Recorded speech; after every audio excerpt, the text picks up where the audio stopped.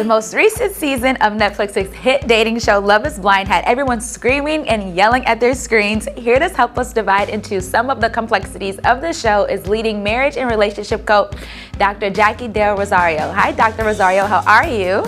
I am well. So let's start with the participants. So they know exactly what they're getting themselves into when they sign up for the show, with the end goal, being marriage, to help prove that love is blind. And no relationship is ever easy. But one thing a lot of the viewers were saying this season is that the cast members ignored their partner's red flags. So I want to know, do you think some red flags are being ignored, or do you think they were just overcoming the bumps in the road?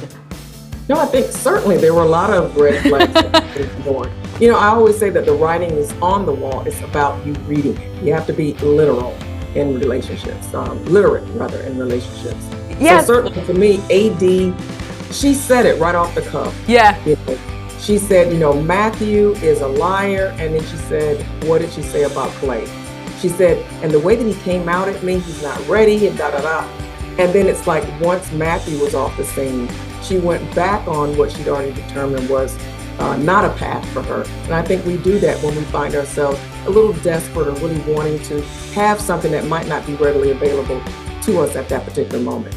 Yeah, she definitely, it was definitely one of the characters where it was like, what in the world are you doing? And it's like, us as people, we're watching and we feel like we know these people, because it's like, okay, I'm watching you go through this thing, like I would do this differently, but like sometimes when we put ourselves in that mindset, like, I don't know if I would really legit do this differently though.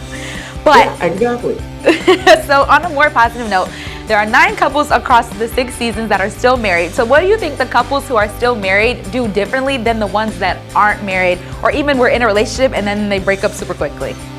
Well, for one thing, I think that they followed and trusted the process. You cannot approach this process with an anxious or fearful affect. I think you have to really believe and give yourself permission to let go and go with the flow of the process.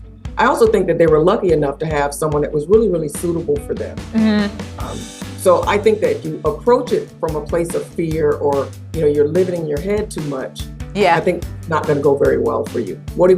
We draw to ourselves what we focus on. So if you're focused on your negative, you're going to draw negative outcomes.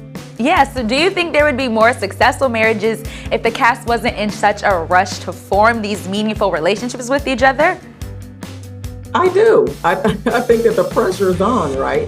So they have a limited amount of time to kind of figure it out. And sometimes there are other variables that get in the way and make that more difficult. Yeah, so if one of the cast members were to come to you and be like, I need some advice, I did this wrong the first time, I want to do this again the second time, what advice would you give them?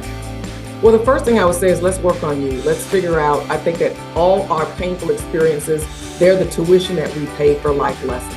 So you've paid the tuition, now let's get the diploma. All too often, we don't really give ourselves the time to reflect and to get that diploma. Like, what was it that we really learned or earned through this experience? So that's the first thing.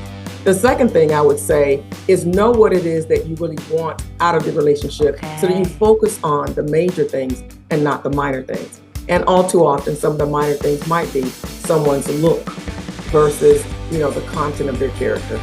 Yeah, well, perfect. Thank you so much, Dr. Jacquie, for joining us. It's my pleasure. Thanks for having me. Where can we go to follow you for more information? drjackie.com. Well, we'll be right back with more Good Day Stateline.